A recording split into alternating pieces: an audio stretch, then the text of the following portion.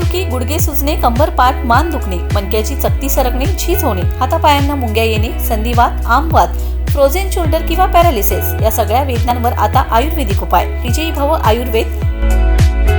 गुडघे व मणक्यांच्या विकारावर विशेष आयुर्वेदिक उपचार केंद्र. नेवरी, तालुका कडेगाव, जिल्हा सांगली. पुणे त्रिमूर्ती चौक, धनकवडी. मुंबई दादर पश्चिम. आजच संपर्क करा.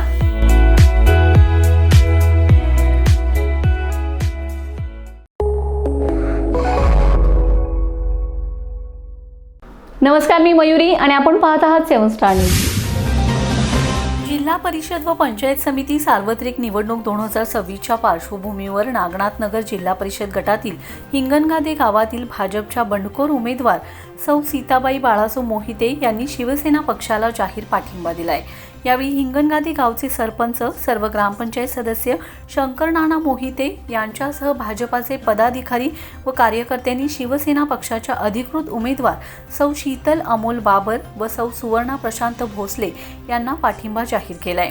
यावेळी बोलताना शंकर नाना मोहिते म्हणालेत की स्वर्गीय आमदार अनिल भाऊ बाबर यांच्या पश्चात आमदार सुहास भैया बाबर व अमोलदादा बाबर यांनी विकासाचा रथ अधिक गतीने पुढे नेलाय. त्यांच्या या विकासाभिमुख दृष्टिकोनावर विश्वास ठेवून आम्ही शिवसेना पक्षाच्या उमेदवारांना पाठिंबा देत आहोत.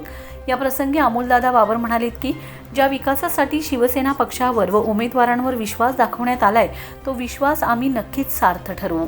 तसेच या निवडणुकीत शिवसेना उमेदवारांना मिळालेल्या पाठिंब्याबद्दल त्यांनी कृतज्ञताही व्यक्त केली.